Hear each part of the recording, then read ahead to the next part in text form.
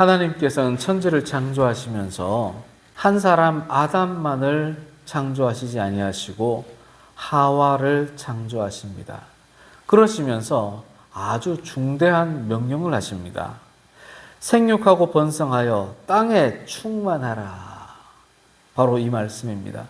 하나님께서는 천지를 창조하시면서 가족을 통하여서 하나님의 뜻을 펼쳐가겠다라고 말씀을 하시는 겁니다.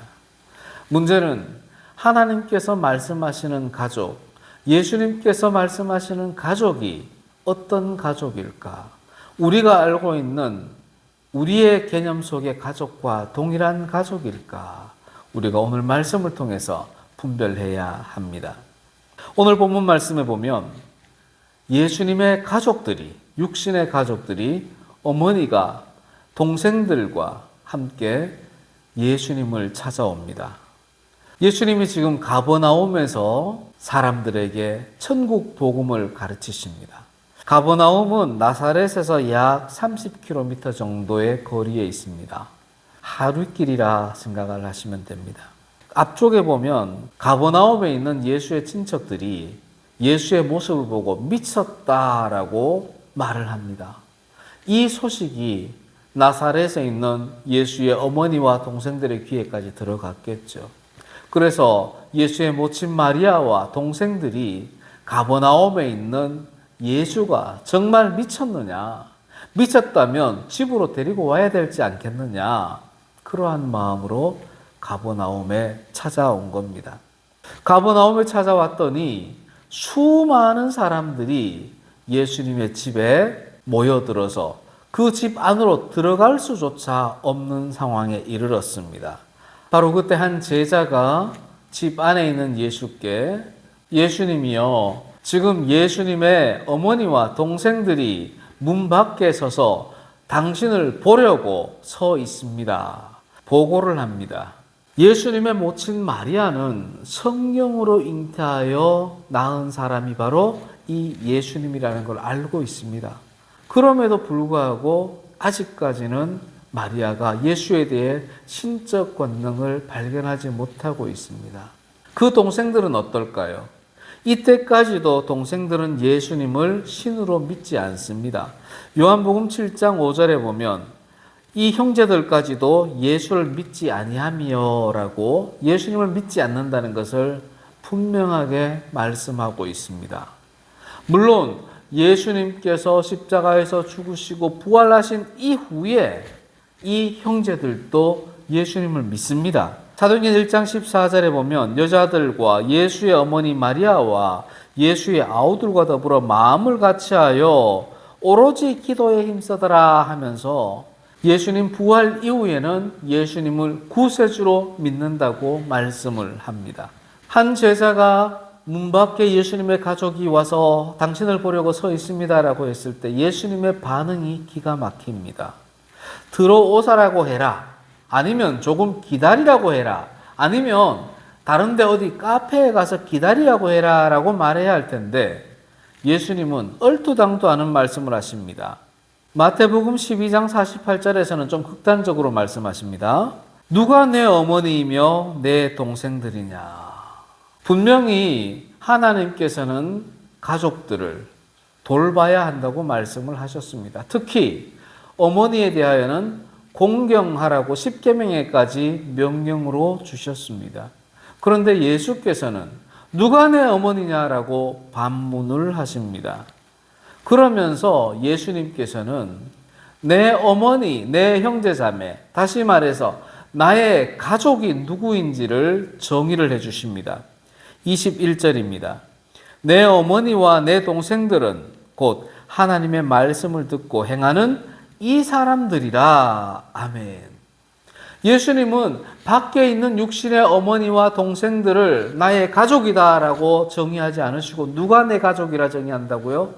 바로 이 자리에서 함께 말씀을 듣고 순종하겠다 결단하는, 하나님 말씀에 순종하는 당신들, 너희들, 제자들이 바로 나의 가족이다, 하나님의 자녀다라고 선포를 해 주시는 겁니다. 이 말씀으로 인하여 2000년이 지난 우리도 하나님을 아버지라 부르고 우리 모두가 형제 자매라고 서로가 칭할 수가 있는 겁니다. 예수님의 말씀을 한번 분석해 보자니 예수님 곁에서 하나님 말씀을 듣는 자가 예수의 가족이다라고 말씀하시는 겁니다. 누구 곁에서요? 예수님 곁에서. 우리가 온라인 예배를 드리죠. 그런데 온라인 예배를 드릴 때 착각하는 게 있습니다. 그곳에 영적으로 임재한다는 확신이 없으면 그건 예배가 될 수 없어요. 그 예배의 자리에 비록 멀리 떨어져서 온라인으로 예배 드리지만 내가 있는 그 공간에 삼위일체 하나님이 영적으로 임재하고 있다는 확신을 내가 가질 때 그 온라인 예배가 될 수 있는 겁니다. 하나님 곁에 드리는 예배가 바로 진정한 예배입니다. 라디오를 들을 때, 말씀을 들을 때 이곳에 말씀으로 역사하시는 하나님이 임재하셔라는 확신이 없으면 그것은 말씀을 듣는 것이 아니라 강연을 듣는 것에 그치는 겁니다. 지식을 듣는 것에 그치는 겁니다. 라디오에서 흘러나오는 말씀이 진정한 하나님의 말씀이 되기 위해서는 그곳이 하나님 곁이라는 확신이 있어야 하는 겁니다. 그리고 그곳에서 무엇을 들어요? 하나님의 말씀을 듣는 자가 예수님의 가족이라 이야기를 합니다. 우리가 예배당에 모였습니다. 주님의 몸된 교회에서 예배당에 모였습니다. 그런데 이 교회에서 하나님 말씀이 아니라 세상의 이야기를 듣고 있다면 예수의 가족이 되지 않는다는 거죠. 그러면 저 창고에서, 저 직장 자리에서, 저 학교에서, 내 삶의 현장에서 잠시 짬을 내어서 하나님의 말씀을 듣고 있다면 그곳이 바로 예수님 곁이 되는 것이고 예수님의 가족이 되는 기회를 얻는 겁니다. 사랑하는 성도 여러분, 두렵지 않습니까?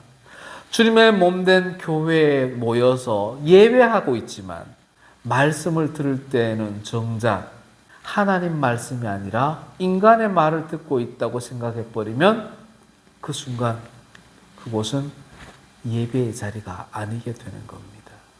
예수님께서는 말씀을 듣는 것에 그치지 아니하고 그 말씀대로 행하는 자라야 예수의 가족, 하나님의 자녀가 된다고 선포하십니다. 예배당에 있는 사람들은 최소한 듣고는 있잖아요. 듣고 있는 것으로 만족하실 것 같으면 뒷부분 말씀을 하지 않으셨겠죠.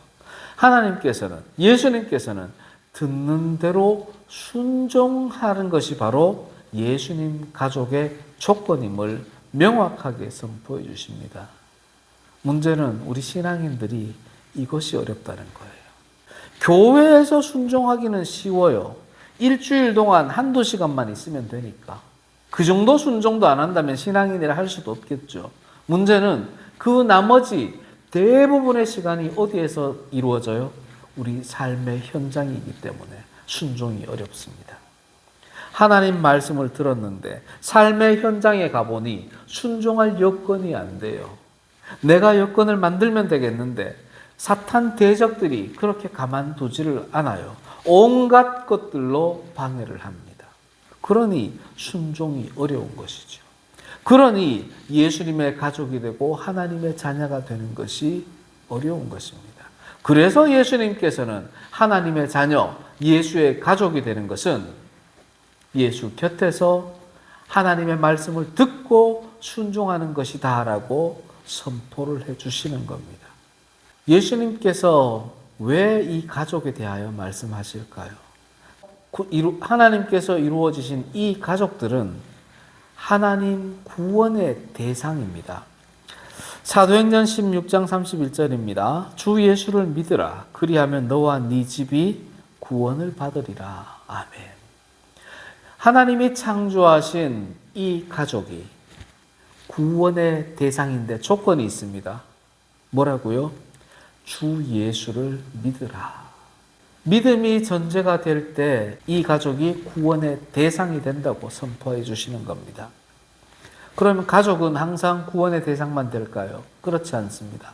이 가족들을 버려야 할 대상으로 선포해 주십니다. 누가복음 14장 26절입니다. 무릇 내게 오는 자가 자기 부모와 처자와 형제와 자매와 더욱이 자기 목숨까지 미워하지 아니하면 능히 내 제자가 되지 못하고, 예수님의 제자가 되기 위해서는 자기의 가족들을 어떻게 하라고요? 버리랍니다. 방치하라는 말이 아니라 육신의 의미의 가족들을 포기하라는 겁니다. 예수님의 제자가 되기 위해서는 육신의 미련을 다 버려야 되는데 그 첫 번째가 가족입니다. 하나님께서 아브라함을 약속의 땅으로 인도하시겠다 선포하시면서 조건을 내셨습니다. 그 조건이 바로 출발입니다. 어떻게 출발하라고요? 너의 고향과 친척과 아비 집을 떠나. 아멘. 하나님의 제자, 예수님의 제자가 되기 위해서는 가족을 떠나야만 합니다. 육신의 가족을, 인간적인 가족을 떠나야만 합니다. 앞부분에 말씀드렸듯이 하나님은 부모를 공경하라, 형제 자매에게 나가라라고 저주하는 자는 벌 주시겠다고 하신 하나님이지만, 제자가 되기 위해서는 하나님 제일주의로 살아야 하고 가족들을 버려야 한다고 선포를 하십니다. 또한 영생을 얻기 위해서는 가족을 버려야 한다 말씀하십니다. 누가복음 18장 29절 30절입니다. 하나님의 나라를 위하여 집이나 아내나 형제나 부모나 자녀를 버린 자는 현세 열흘배를 받고 내세 영생을 받지 못할 자가 없느니라. 아멘. 하나님은 참 애매하신 분입니다. 공경하라고 말씀하셨다가 버리라고 말씀하십니다. 도대체 어떻게 따라가야 할까? 이것이 신앙인의 분별력이 필요한 대목입니다. 하나님은 이 가족을 구원하실 만큼 은혜로운 분이지만 또 한편으로는 이 가족들을 심판하시는 무서운 분이십니다. 누가복음 21장 16절입니다. 부모와 형제와 친척과 벗이 너희를 넘겨주며 너희 중에 며칠 죽이게 하겠고, 마가복음 13장 12절입니다. 형제가 형제를, 아버지가 자식을, 자식들이 부모를 대적하여 죽게 하리라. 아멘. 마지막 때에 이러한 일이 벌어집니다. 예수님을 믿지 않는 가족이 예수님을 믿는 또 다른 가족을 어떻게 한다고요? 죽게 한다는 겁니다. 가족은 항상 보호의 대상, 위로의 대상에 포함되지 않습니다.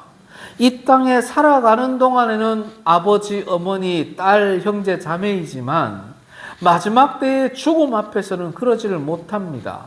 하나님 나라에서는 그러지를 못합니다. 오히려 예수 재림의 때에는 믿지 않는 가족이 나의 발목을 잡습니다. 예수 재림의 때에만 그럴까요? 현세에도 그렇잖아요. 우리 할머니가 교회에 갈 때 우리 할아버지가 할머니를 두드려 패면서 교회를 못 가게 했습니다. 우리 부모님이 교회에 갈 때 등에 엎혀있던 갓난 아기를 걸음에 던지면서 박해했던 것이 바로 우리 할아버지였습니다. 믿지 않는 상태로 그대로 두면 그 가족은 예수님을 믿는 가족을 대적하고 지옥불에 떨어지게 됩니다. 그대로 두시겠습니까? 그러면 안 되잖아요.